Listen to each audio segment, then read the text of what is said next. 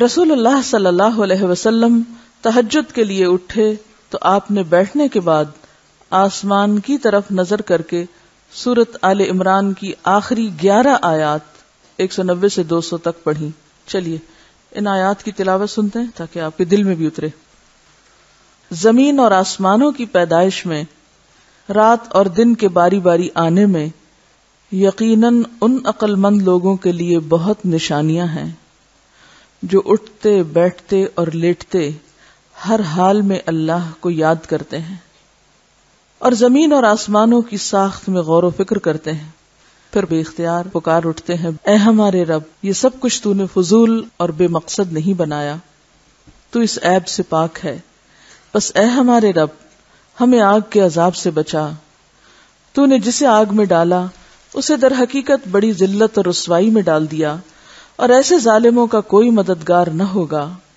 اے ہمارے مالک، ہم نے ایک پکارنے والے کو سنا جو ایمان کی طرف بلاتا تھا اور کہتا تھا اپنے رب پر ایمان لاؤ، سو ہم ایمان لے آئے. بس اے ہمارے خالق، ہمارے گناہ معاف فرما اور ہماری برائیاں ہم سے دور کر دے اور ہمارا خاتمہ نیک لوگوں کے ساتھ کر. اے ہمارے رازق، جو وعدے تو نے اپنے رسولوں کے ذریعے ہم سے کیے ہیں انہیں ہمارے ساتھ پورا فرما اور قیامت کے دن ہمیں رسوائی میں نہ ڈال، بے شک تو وعدہ خلافی کرنے والا نہیں ہے. پھر ان کے رب نے ان کی دعا قبول کر لی اور فرمایا میں تم میں سے کسی کا عمل ضائع نہیں کروں گا، خواہ مرد ہو یا عورت، تم سب ایک دوسرے کے ہم جنس ہو. لہٰذا جن لوگوں نے میری خاطر ہجرت کی، اپنے گھروں سے نکالے گئے، میری راہ میں ستائے گئے اور میرے لیے لڑے اور مارے گئے، میں ان کے سب قصور معاف کر دوں گا اور انہیں ایسے باغوں میں داخل کروں گا جن کے نیچے نہریں چلتی ہیں. یہ اللہ کے ہاں ان کی جزا ہے اور بہترین جزا اللہ ہی کے پاس ہے. اے نبی صلی اللہ علیہ وسلم، دنیا کے ملکوں میں کافر لوگوں کا عیش و عشرت سے چلنا پھرنا تمہیں کسی دھوکے میں نہ ڈالے، یہ تھوڑا سا فائدہ ہے، پھر ان کا ٹھکانہ جہنم ہے اور وہ بری جگہ ہے. لیکن جو لوگ اپنے رب سے ڈرتے ہیں ان کے لیے باغات ہیں جن کے نیچے نہریں چلتی ہیں، ان میں وہ ہمیشہ رہیں گے. یہ اللہ کی طرف سے مہمانی ہے اور جو کچھ اللہ کے پاس ہے نیک لوگوں کے لیے وہی سب سے بہتر ہے. اور اہل کتاب میں سے بعض لوگ ایسے بھی ہیں جو اللہ پر ایمان رکھتے ہیں اور اس کتاب کو بھی مانتے ہیں جو تمہاری طرف اتاری گئی ہے اور اس کتاب کو بھی جو اس سے قبل خود ان کی طرف اتاری گئی تھی. وہ اللہ سے ڈرنے والے ہیں اور اللہ کی آیات کو تھوڑی سی قیمت پر بیچ نہیں دیتے. یہی وہ لوگ ہیں جن کا اجر ان کے رب کے پاس ہے. یقیناً اللہ جلد حساب لینے والا ہے. اے ایمان والو، صبر سے کام لو، باہم صبر کی تلقین کرو اور جہاد کے لیے تیار رہو اور اللہ سے ڈرو تاکہ تم کامیاب ہو جاؤ. اگر آپ یہ پڑھنا چاہیں تو کیا کرنا ہوگا؟ صبح میں لائٹ آن کر کے، قرآن کھول کے، آنکھیں ملتے ہوئے، اینک لگا کے پھر اس کو پڑھیں گے. ایسے ہی کیا کرنا پڑے گا؟ اس کو یاد کرنا پڑے گا. تو ان آیات کو یاد کر لیں، اور ان آیات کی بھی 7 رنگ کیسٹ موجود ہے ریپیٹڈلی سن کے یاد کرنے کے لیے، کیونکہ مجھے معلوم ہے کہ ابھی تو آپ ایک سسٹم میں ہیں اور آپ کو یاد کرایا جا رہا ہے اور الحمدللہ بہت سے لوگ یاد کرتے چلے جا رہے ہیں. لیکن جب آپ اس سے نکلیں گے تو پھر کیا مشکل ہوگی کہ اس طرح 1 گھنٹہ صبح میں بیٹھ کے گھر میں آپ میں سے کتنے لوگ ہیں جو یاد کریں گے؟ بہت مشکل ہے. ممکن نہیں کہ آپ کو گھر والے 1 گھنٹہ ایک کمرے میں چھوڑ دیں کہ آپ بیٹھ کے یاد کریں چیزیں. یہ تو آپ یہاں چلے آتے ہیں تو آپ کو ایک سپورٹ مل جاتی ہے. مشکل ہوتا ہے. تو اس کے لیے کیا ہے کہ اگر آپ گھر میں کام کر رہے ہیں، کچن میں ہیں، کچھ کر رہے ہیں، ساتھ آن کر دیں، اپنا سنتے رہیں، ریپیٹ کرتے رہیں، ساتھ ساتھ دہراتے رہیں، تو انشاءاللہ اس طرح بھی چیزیں یاد ہو جائیں گی. تہجد کی دعائے استفتاح. اب تو الحمدللہ آپ کو 1 سے زائد دعائے استفتاح یاد ہو گئی ہیں اور ہونی چاہیے، لیکن دعائے استفتاح برائے تہجد پھر مختلف ہے.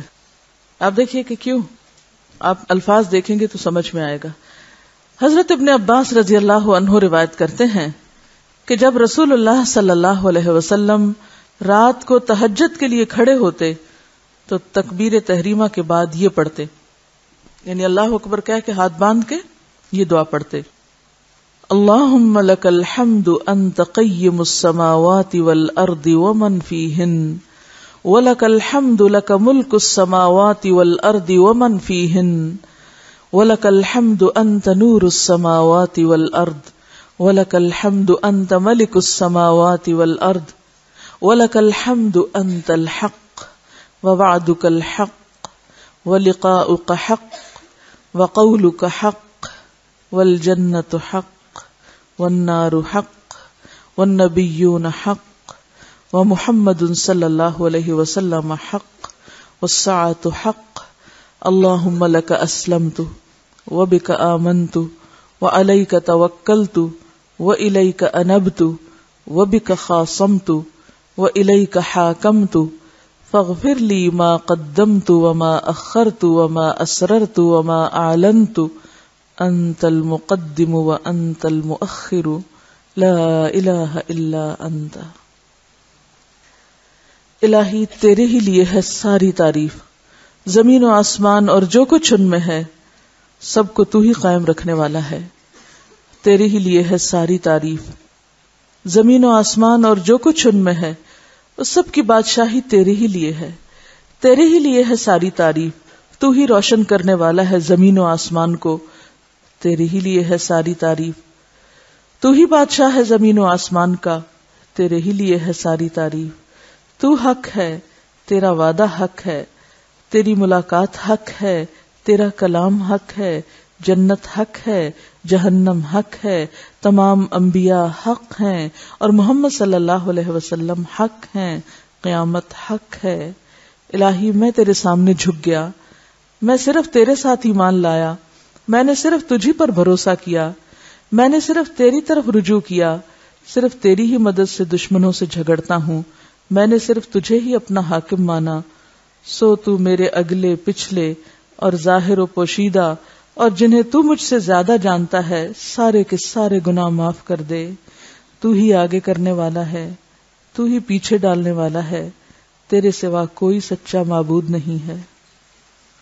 کچھ چیزوں کے بارے میں صرف ایک خیال رکھنا الگ چیز ہے، اور ان پر یقین رکھنا اور یقین کے ساتھ اللہ کے حضور تنہائی میں کھڑے ہو کر اس کا اقرار کرنا ایک بالکل ہی مختلف اثرات انسان کی شخصیت پر رکھتا ہے۔ اس لیے یہ بھی بہت خوبصورت دعا ہے، اس کا بھی پرنٹ آؤٹ دیا جا سکتا ہے۔ رسول اللہ صلی اللہ علیہ وسلم کی تہجد کی کیفیت۔ رسول اللہ صلی اللہ علیہ وسلم کی نماز تہجد کا حسن اور طول بیان نہیں ہو سکتا، یعنی ناقابل بیان ہے کہ وہ کیسی نماز تھی۔ حضرت ابو ذر رضی اللہ عنہ کہتے ہیں رسول اللہ صلی اللہ علیہ وسلم نے تہجد میں اتنا قیام کیا کہ اس ایک آیت کو بار بار پڑھتے صبح کر دی، اور اسی سے یہ دلیل بھی لی گئی کہ اگر ایک آیت بھی قرآن کی کوئی پڑھ لیتا ہے نماز میں تو بھی نماز ہو جاتی ہے۔ وہ آیت کیا تھی؟ ان تعذبہم فانہم عبادک وان تغفر لہم فانک انت العزیز الحکیم۔ اگر تو انہیں عذاب دے تو وہ تیرے بندے ہیں، اور اگر انہیں معاف کر دے تو یقیناً تو غالب اور حکمت والا ہے۔ آپ سوچیں کس بات پہ رو رہے ہیں آپ؟ ہمارے رونے کس بات پہ ہوتے ہیں؟ ہمارے غم کس بات پہ ہیں؟ ہماری پریشانیاں کس چیز کی ہیں؟ اور اللہ کے رسول صلی اللہ علیہ وسلم کا غم کیا ہے؟ اور آج امت کو کون سے غم لگے ہوئے ہیں؟ جو ان کی وارث ہے امت، اس کے غم کیا ہیں؟ تو اگر امت میں چند لوگوں کو بھی یہ غم لگ جائے جو غم آپ کو تھا، کہ آپ بندوں کے لیے تڑپتے تھے کہ یا رب کہیں یہ عذاب کا شکار نہ ہو جائیں، کیونکہ اس سے بڑی تو کوئی آفت اور مصیبت ہے ہی نہیں کہ کوئی شخص آگ میں جا پڑے اور اللہ کے عذاب کا شکار ہو۔ اب دیکھیے چند لمحے ہم سے تکلیف برداشت نہیں ہوتی، کوئی درد ہو، کوئی بخار ہو، کوئی گرمی لگ جائے، دھوپ لگ جائے، پیاس لگ جائے، بھوک لگ جائے، کیسے کیسے بے چین ہو اٹھتے ہیں ہم۔ لیکن کیسے عجیب انسان ہیں ہم کہ دنیا کی ان چھوٹی چھوٹی تکلیفوں پر تو بے چینی ہوتی ہے، مگر آخرت کا بڑا عذاب بأسن شدیدہ، اس کے بارے میں نہ خود کی فکر ہے اور نہ دوسروں کی فکر ہے۔ آپ تھوڑی دیر کے لیے اپنے آپ کو اس جگہ رکھ کے سوچئے کہ اللہ کے رسول صلی اللہ علیہ وسلم کس بات کو دہرا رہے ہیں؟ ذرا دہرائیں 3 دفعہ اس آیت کو۔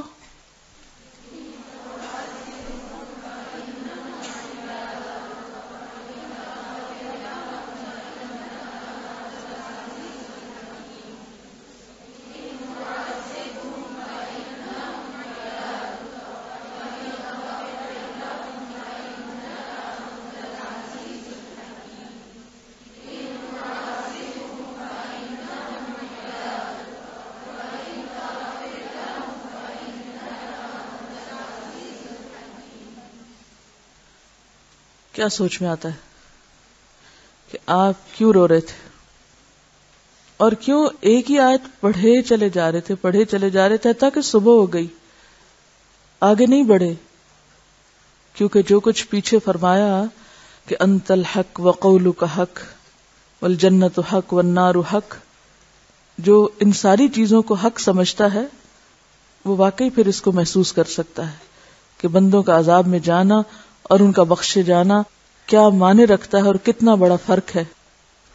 ہمیں تو اپنے گھر والوں کا بھی ایسا فکر نہیں ہے، اپنے جنم دیے ہوئے بچوں کے بارے میں ایسا غم نہیں ہے، اپنے ماں باپ جن سے ہم محبت کے دعوے کرتے ہیں اور جو ہمیں بہت عزیز ہیں ان کے بارے میں ایسا غم نہیں ہے، اپنے بہن بھائیوں کے بارے میں ایسا غم نہیں ہے، اپنے ہی شوہروں کے بارے میں ایسا غم نہیں ہے۔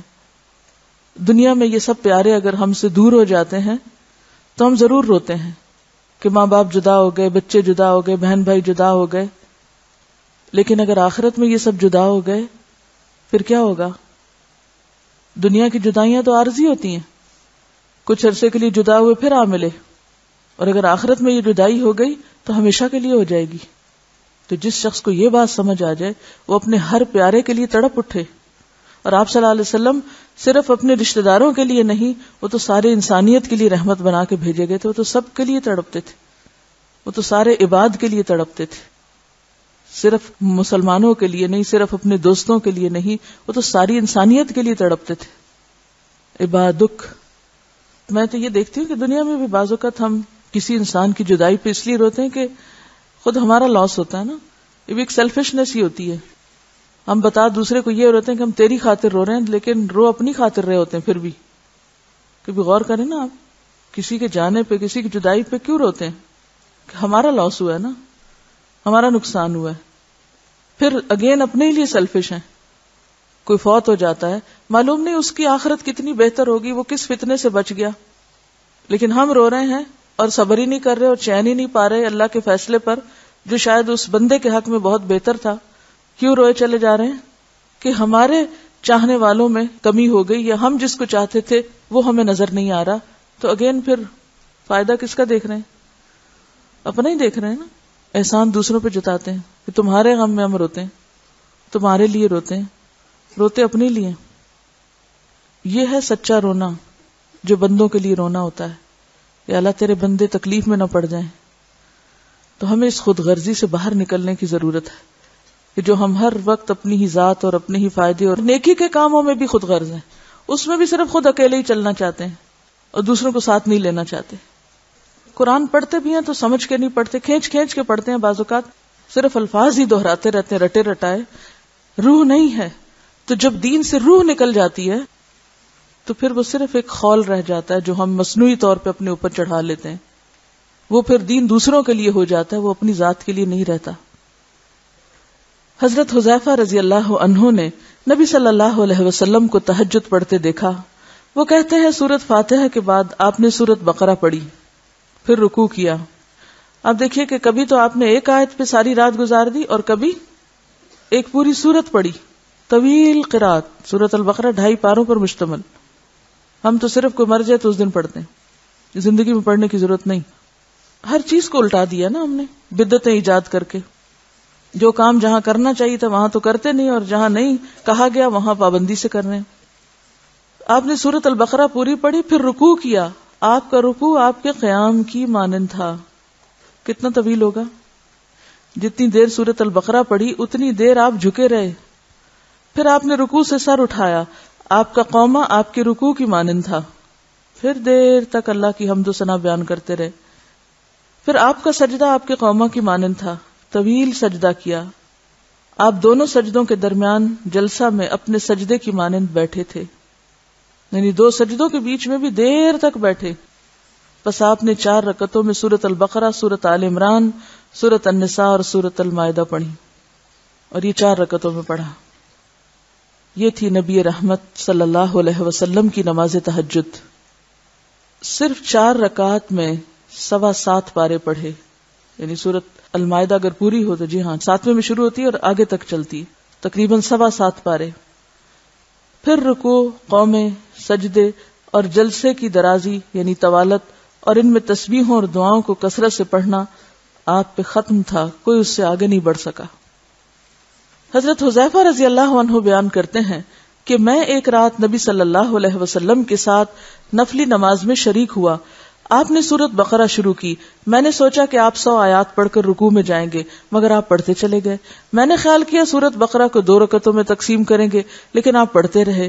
آپ نے سورت بقرہ ختم کر کے سورت نساء شروع کر لی، پھر اسے ختم کر کے سورت آل عمران پڑھنا شروع کر دی، اس کو بھی ختم کر ڈالا۔ آپ نہایت آہستگی سے پڑھتے جاتے تھے، جب ایسی آیت تلاوت کرتے جس میں سبحان اللہ کہنے کا حکم ہوتا، جیسے سبح وغیرہ، تو سبحان اللہ کہتے۔ اگر کچھ مانگنے کا ذکر ہوتا تو سوال کرتے، اگر پناہ مانگنے کا ذکر ہوتا تو اعوذ باللہ پڑھتے۔ آل عمران ختم کر کے آپ صلی اللہ علیہ وسلم نے رکوع کیا۔ جہاں ایک رکعت کی اتنی طوالت کا پتہ چلتا ہے، وہاں دوسری طرف کیا بات پتہ چلتی ہے کہ آپ نے البقرہ کے بعد النساء اور النساء کے بعد آل عمران پڑھی۔ اس سے کیا بات پتہ چلتی ہے؟ یہ جو ہم نے اپنے اوپر ایک ہوا سوار کیا ہو نا ترتیب کا، یہ ترتیب ہل گئی تو نماز بھی گئی، تو اس کی تردید ہوتی ہے یہاں سے۔ ٹھیک ہے، ایک سورت کی آیتوں کو آپ الٹا پلٹا نہ پڑھیں کہ آپ بعد کی آیتیں پہلے اور پہلے کی بعد میں پڑھ رہے ہیں، لیکن ایک سورت جو پوری آپ پڑھ لیں تو کوئی بھی قرآن کی سورت پہلے اور کوئی بھی اس کے بعد پڑھ سکتے ہیں، خواہ وہ پہلے اور بعد میں آ رہی ہو یا بعد میں اور پہلے آ رہی ہو، کیونکہ اصل چیز ہے وہ معنی اور وہ مقصد جس کے لیے یہ سب کچھ پڑھا جاتا ہے۔ رسول اللہ صلی اللہ علیہ وسلم نے عبداللہ ابن عمرو سے کہا، مجھے بتلایا گیا ہے کہ تم ساری رات نفل پڑھتے ہو اور دن کو روزہ رکھتے ہو۔ اگر تم ایسا کرو گے تو تمہاری آنکھ کمزور اور طبیعت سست ہو جائے گی، تمہاری جان اور تمہارے بال بچوں کا بھی تم پر حق ہے، اس لیے روزہ رکھو اور افطار بھی کرو، رات کو قیام کرو اور نیند بھی۔ نبی صلی اللہ علیہ وسلم 3 دن سے کم میں قرآن مجید ختم کرنا پسند نہیں فرماتے تھے۔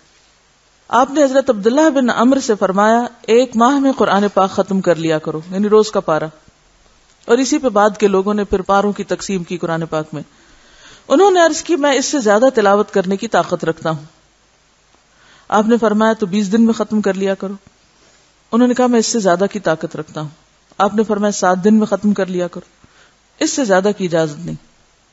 پھر آپ صلی اللہ علیہ وسلم نے انہیں قرآن پاک 3 دن میں ختم کرنے کی اجازت دے دی اور فرمایا، قرآن پاک سے اس شخص کو کچھ سمجھ حاصل نہیں ہو سکتی جو 3 دن سے کم مدت میں قرآن پاک ختم کرتا ہے۔ یعنی جہاں آپ نے طویل قرات کی، وہاں دوسری طرف اس بات سے بھی منع کیا کہ اس سے آگے کوئی نہ بڑھے کہ 3 دن سے پہلے قرآن ختم کر لے۔ ہمارے ہاں جو شبینوں کی بھرمار ہے ایک ہی رات میں سارا، تو اس کا کیا نقصان ہے؟ سارا مہینہ آرام کرو اور ایک رات جاگ کے سب کچھ ختم کر کے اور پھر فارغ ہو جاؤ، یہ بھی سنت طریقہ نہیں۔ تو خیر و بھلائی اسی طریقے میں ہے جو نبی صلی اللہ علیہ وسلم کا ہے۔ نبی صلی اللہ علیہ وسلم نے فرمایا، جو شخص رات کے نوافل میں 200 آیات تلاوت کرتا ہے وہ اطاعت گزار مخلص لوگوں میں شمار ہوتا ہے۔ سورۃ البقرہ کی کتنی آیات ہیں؟ 286 ہیں، یعنی 286۔ تو اس میں آپ دیکھ لیجئے کہ کچھ کم سورۃ البقرہ سے، اور اگر چھوٹی صورتیں تو ان کی آیتیں بھی چھوٹی چھوٹی ہوتی ہیں اور جلد 100 پہ پہنچ جاتے ہیں، جیسے سورۃ الملک کی 30 آیات ہیں۔ نبی صلی اللہ علیہ وسلم ساری رات نوافل نہیں پڑھتے تھے، یعنی پوری رات جاگ کے آپ شبینہ نہیں کرتے تھے یا نفل نہیں پڑھتے تھے۔ آپ صلی اللہ علیہ وسلم کی 3 دعائیں، حضرت خباب بن ارت جو بدری صحابی ہیں، ایک رات نبی صلی اللہ علیہ وسلم کے ساتھ تھے، فرماتے ہیں کہ آپ تمام رات بیدار رہے، یعنی جاگتے رہے۔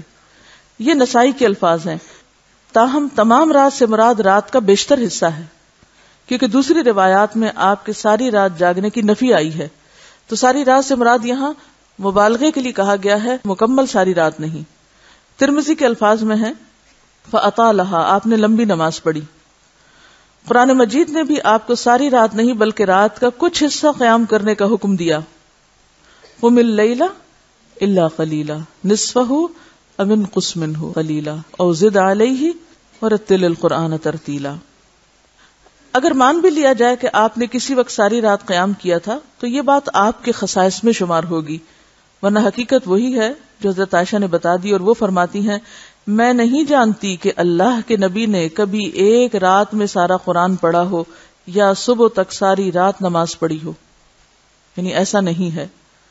راوی کہتا ہے کہ میں عبداللہ بن عباس کے پاس گیا اور انہیں حضرت عائشہ کی حدیث سنائی تو انہوں نے اس کی تصدیق کی کہ ہاں ایسا ہی ہے۔ جب آپ صلی اللہ علیہ وسلم نے ایک ایسی خاتون دیکھی جو ساری رات سونے کی بجائے نماز پڑھتی تھی تو آپ نے اسے ڈانٹتے ہوئے فرمایا باز آ جاؤ، اتنا ہی عمل کرو جس پر ہمیشگی کی تمہیں طاقت ہو، اللہ اجر دیتے ہوئے نہیں اکتاتا، تم ہی اکتا جاؤ گے۔ اور ساری رات پڑھنے میں ایک اور نقصان کیا ہے کہ انسان تیز تیز پڑھتا ہے اور نہ ہی وقف کی جگہ وقف کرتا ہے اور نہ ہی کہیں دعا مانگتا ہے اور نہ ہی کہیں اللہ کا ذکر کرتا ہے اور نہ ہی اس کو سمجھتا ہے، تو اس لیے اس چیز کو ناپسندیدہ قرار دیا گیا، کیونکہ قرآن صرف پڑھنے کے لیے نہیں آیا، سمجھنے کے لیے بھی ہے۔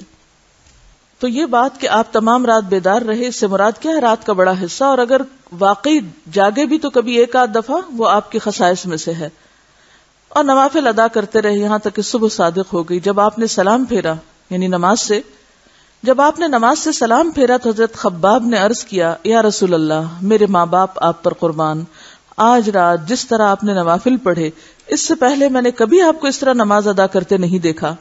آپ نے فرمایا تم نے درست کہا، نماز ایسی عبادت ہے جس میں اللہ کے ساتھ اشتیاق یعنی شوق بڑھایا جاتا ہے، کیونکہ وہ اللہ اور بندے کے درمیان سرگوشیاں ہیں نا، بندہ اللہ سے سرگوشی کرتا ہے، اس وقت اللہ کے ساتھ تنہائی میں ملاقات کرتا ہے، سب کو چھوڑ کے اللہ کا بنتا ہے اور اس کے عذاب سے پناہ مانگی جاتی ہے۔ چنانچہ میں نے اللہ تعالیٰ سے 3 سوال کیے جن میں سے 2 قبول ہوئے۔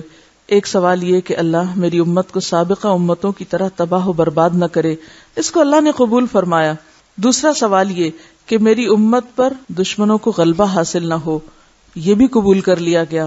پھر میں نے سوال کیا امت محمدیہ میں اختلاف رونما نہ ہو، آپس میں نہ لڑیں، لیکن اسے قبول نہ کیا گیا۔ سابقہ امتوں کی طرح تباہ نہ ہو جیسے قوم عاد اور سمود تباہ ہوئے وغیرہ وغیرہ، تو مان لی گئی بات کہ ساری امت بیک وقت تباہ نہیں ہوگی، اور اسی طرح امت پر دشمنوں کو غلبہ حاصل ہو، یعنی پوری امت بیک وقت غلبے میں نہ آئے، یہ بھی مان لی گئی، یعنی جزوی غلبے تو ہو سکتے ہیں لیکن کلی نہیں۔ لیکن یہ جو تیسری دعا ہے کہ ان میں اختلاف رونما نہ ہو، یہ نہیں مانی گئی۔ اب آپ کہیں گے پھر ہمارا کیا قصور؟ تو اس سے کیا اختلاف کا جواز نکلتا ہے؟ کیا پتہ چلتا ہے کہ یہ تو اور امتحان ہو گیا، اس معاملے میں تو اور زیادہ کانشیس ہونے کی اب ضرورت ہے، کیونکہ اگر یہ دعا بھی قبول ہو جاتی تو پھر ہمارا تو امتحان ہی نہ رہتا۔ کیا خیال ہے؟ تو بات یہ ہے کہ اللہ سبحانہ وتعالی نے یہ دعا قبول نہیں کی۔ ایک اور روایت کے الفاظ کچھ یوں ہیں کہ میری امت کے بعض کی طاقت کا مزہ بعض کو نہ چکھا۔ بعض کی طاقت یعنی جو طاقتور ہیں ان میں کسی بھی لحاظ سے، علمی لحاظ سے یا مالی لحاظ سے یا کسی اور اعتبار سے، کوئی حکومت یا عہدے کے اعتبار سے، تو بعض کی طاقت کا مزہ بعض کو نہ چکھا، یعنی طاقتور کمزور پر زیادتی نہ کرے، اختلاف اور ٹکراؤ نہ ہو، یہ نہیں مانی گئی بات۔ تو اس سے کیا پتہ چلتا ہے کہ اس معاملے میں ہم سب امتحان میں ہیں کہ کس کے پاس کس وقت کون سی طاقت آتی ہے اور اس کا استعمال کیسے کرتا ہے۔ ہم میں سے ہر شخص کو مختلف اوقات میں مختلف طرح کی برتری حاصل ہو جاتی ہے نا، کبھی کسی اعتبار سے کبھی کسی اعتبار سے، ایک دوسرے پہ طاقتور ہو جاتا ہے نا، اور پھر وہ کمزور کو کیا کرنے لگتا ہے، انسان ہی نہیں سمجھتا، اس کو اپنی طاقت کا مزہ چکھانے لگتا ہے۔ اس معاملے میں حفاظت اٹھا لی گئی ہے، اللہ نے آزادی دے دی ہے، ٹھیک ہے کرو، چکھاؤ مزہ طاقت کا ایک دوسرے کو۔ اب آپ دیکھیے طاقت بھی ہو اور پھر انسان روک کے رکھے، انسان قادر بھی ہو پھر خود کو کھینچ کے رکھے۔ ایک تو یہ نا کہ کوئی چیز ہے نہیں آپ کے پاس، تو اس وقت آپ کیا کر رہے ہیں؟ مجبور ہیں، ہے ہی نہیں، کیا کریں گے؟ لیکن ایک چیز ہے پھر آپ استعمال نہ کریں، یہ آسان ہے۔ ایک چیز آپ کے ہاتھ میں اور پھر آپ روک رہے ہیں خود کو، استعمال نہیں کر رہے، یہی تو دیکھا جا رہا ہے، یہی تو امتحان ہے۔ تو جب کوئی شخص یہ کرنے لگے اس کو فوراً سوچنا چاہیے کہ میں آزمایا جا رہا ہوں، میں ایسی جگہ داخل ہو گیا ہوں جہاں مجھ سے اللہ کی حفاظت اٹھ گئی ہے۔ یعنی کوئی شخص طاقت کی بنا پر جب کسی کمزور کو نقصان دیتا ہے تو یہ سخت آزمائش کا وقت ہوتا ہے، اور مراد اس سے کیا کہ ایک مسلمان دوسرے مسلمان کو دکھ پہنچائے، اذیت دے، موقع پا کے چڑھ دوڑے اس پر، لوٹ مار کرے، تو ایسا شخص اللہ کی حفاظت سے نکل کر کہاں چلا گیا؟ شیطان کے پھندے میں آ گیا، کیونکہ اللہ تعالیٰ نے پروٹیکشن نہیں دی، اس بات پر آزادی دی ہے. اب کیا ہے، طاقت آ گئی ہے آپ کے پاس. شیر چوہے کی کہانی پڑی ہوئی ہے. ہاں، ایک شیر سو رہا تو چوہا اس کو ستا رہا تھا، تو اس نے اس کو پکڑ لیا، لیکن پھر طاقت کے باوجود اس کو چھوڑ دیا، یہ سوچ کر کہ شاید یہ بھی کبھی کام آئے میرے، اور واقعی بھی اس کے کام آیا. اب آپ دیکھیے کہ اس طاقت سے مراد صرف حکومت یا کوئی عہدہ یا اتھارٹی نہیں، وہ تو ہے ہی ہے. کہیں کسی کو تھوڑی سی اتھارٹی مل جاتی ہے دوسرے پر تو وہ آزمائش میں پڑ جاتا ہے، وہ تو اپنی جگہ. لیکن بعض جگہیں ایسی ہیں کہ جہاں کوئی عہدہ اتھارٹی کچھ بھی نہیں. مثلا خاندان میں ہمارے یہاں جو ایک ٹپیکل قسم کا سسٹم رائج ہے، نند بھاوج کا رشتے میں کون طاقتور ہوتا ہے عام طور پہ؟ نند. ساس بہو کے رشتے میں ساس. اسی طرح کچھ اور رشتوں میں بھی. اب کیا ہوتا ہے، جس کے پاس تھوڑی سی بھی طاقت یا اتھارٹی ہوتی ہے تو عام طور پر وہ کیا کرنے لگتا ہے، اس کے بعد کمزور کو دباتا ہے، کمزور کو نقصان دینے کی کوشش کرتا ہے، کمزور کے سامنے یا پیچھے سے اس کی جڑیں کاٹتا ہے. ایسا شخص پوری طرح شیطان کے پھندے میں آ چکا ہوتا ہے. میں آپ کو الگ سے کوئی ساس بہو کے تعلقات پہ لیکچر نہیں دوں گی. اگر آپ کے اندر انسانیت پیدا ہو گئی تو آپ ہر معاملے میں خدا سے ڈرنے لگیں گے، اور اگر وہ نہیں پیدا ہوئی تو کوئی مشورے آپ کو فائدہ نہ دیں گے، کیونکہ جب تک خدا کا خوف اندر نہ ہو آپ کسی کا بھی حق نہیں دے سکتے. انسان کو جتنی بھی نعمتیں ملی ہیں نا، وہ ساری امتحان ہے اس کے لیے. کسی بھی چیز میں جو غلبہ یا طاقت ملی ہے وہ بھی امتحان ہے اس کے لیے کہ اب اس کو استعمال کیسے کرنا ہے. اب کیا ہوتا ہے کہ جو شخص شیطان کے پھندے میں چلا جاتا ہے، میں اس کو مزہ چکھا کر رہوں گا، اس نے سمجھا کیا، دیکھنا تو صحیح میں اس کے ساتھ کرتا کیا ہوں. یہ جملے کیا ظاہر کرتے ہیں؟ یہ جملے کس قسم کے جملے ہیں؟ یہ شیطانی جملے ہیں. یہ شیطانی جملے ہیں. اللہ نے آپ کو طاقت اس لیے نہیں دی کہ آپ دوسروں کو مزہ چکھائیں. جب آپ کسی بات پہ برہم ہو کے، ناراض ہو کے مزہ چکھانے کی طرف تل پڑے تو آپ ظالم کی صف میں داخل ہو گئے. بدلہ لینے کی اجازت اس کے باوجود کیا کہا گیا؟ معاف کر دو تو بہتر ہے. اجر اسی کے لیے جو بدلہ لینے کی قوت رکھنے کے باوجود معاف کر دے. تو اب آپ دیکھیں کہ ایک شخص جب اپنی طاقت کا غلط استعمال کرنے لگتا ہے تو کیا ہوتا ہے؟ وہ شیطان کے ہتھے چڑھ جاتا ہے. اور جو شخص شیطان کے ہتھے لگ جائے اور اس کے نقش قدم کی پیروی کرنے لگے اور اس کے مشوروں پر عمل کرنے لگے تو یہ وقت اس کے لیے کوئی فخر کا یا تکبر کا یا اپنی بڑائی کا یا فاتح ہونے کا نہیں، یہ تو ماتم کا وقت ہے کہ وہ اللہ کی حفاظت سے نکل گیا ہے، وہ اللہ کی مدد سے باہر ہو گیا ہے. اپنے آپ کو اس جگہ رکھ کے دیکھیں کہ جب میرے پاس دوسرے کے مقابلے میں تھوڑی سی اتھارٹی آتی ہے، آپ میں سے کچھ گروپ انچارجز ہیں، کچھ روم انچارجز ہیں، کوئی کسی چیز کی اتھارٹی رکھتا ہے، کوئی کسی چیز کا ذمہ دار ہے، کسی کو کہیں مقرر کیا گیا ہے، کوئی استاد بنا بیٹھا ہے، کوئی کچھ. یہ سارے طاقت کے مظاہرے ہیں نا. ان مواقع پر انسان خود کو کتنا سنبھالتا ہے کہ دوسرے کے ساتھ ظلم نہ کرے. عام طور پر ہمارے ہاں کیا ہوتا ہے کہ بہن بھائیوں میں اگر کوئی کوائٹ ہے، دھیما ہے، خاموش ہے، سارے اس کو مذاق اڑانے لگتے ہیں، سارے اس کے پیچھے پڑ جاتے ہیں، سارے اس کو ستانے لگتے ہیں، اس کو انسان ہی نہیں سمجھتے. اسی طرح اگر سرونٹس میں سے یا کہیں بھی کہیں کوئی شخص ذرا سا مسکین نظر آئے تو صحیح، وہیں ہماری بہادری دکھائی دیتی ہے. تو یہ سب آزمائش کے مواقع ہیں. حتیٰ کہ جب ہمیں بعض اوقات دین کی تبلیغ کا شوق ہوتا ہے یا ہم کسی کے ساتھ کوئی بھلائی کرنے جاتے ہیں تو پھر اپنے کام کو اتنا بڑا بنا لیں گے، اپنے کام کو اتنی اہمیت دیں گے کہ باقی سارے ہمیں بیکار نظر آئیں گے، ان کو لان تان شروع کر دیں گے اور اس کو بھی خدمت دین کا نام دیں گے. آپ کو کیا معلوم کہ کون کس جگہ پر کیا کام کر رہا ہے؟ وہ امام غزالی کا واقعہ ہے شاید. وہ کہتے ہیں کہ میں اپنے والد کے ساتھ سفر پر تھا تو میں اٹھا اور تہجد کی نماز پڑھی تو قافلے کے کچھ لوگ تھک کے سوئے ہوئے تھے تو انہوں نے تہجد نہیں پڑھے. تو میں نے اپنے والد سے کہا کہ یہ دیکھیں کتنے بدقسمت لوگ ہیں، قبولیت کا وقت اور یہ سو رہے ہیں. تو آپ کو یاد ہے والد نے کیا کہا تھا کہ کاش تم سوئے رہتے اور تہجد نہ پڑھتے. کیوں؟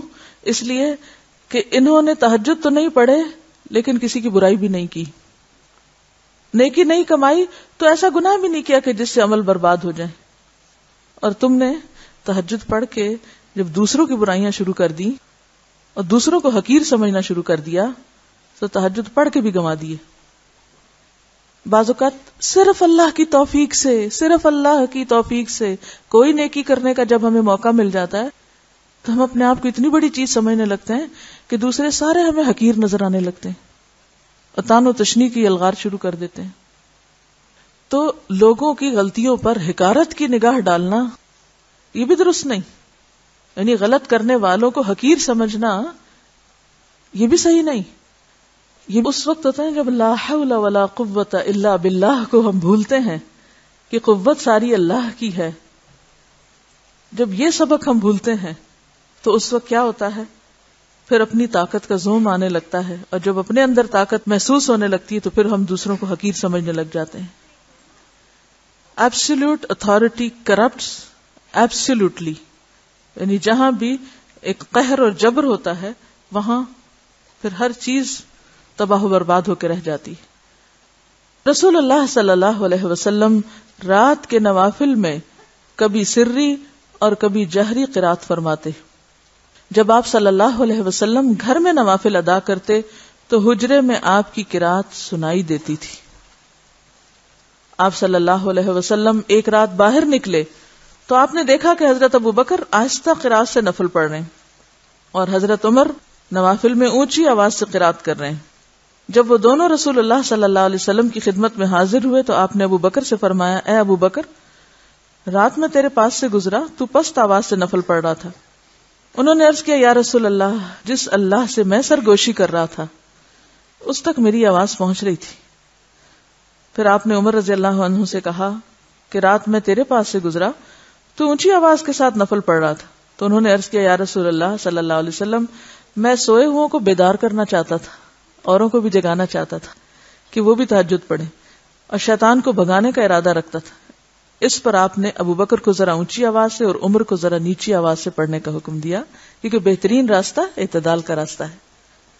وآخر دعوانا ان الحمد للہ رب العالمین. سبحانک اللہم وبحمدک, نشہد ان لا الہ الا انت, نستغفرک ونتوب الیک.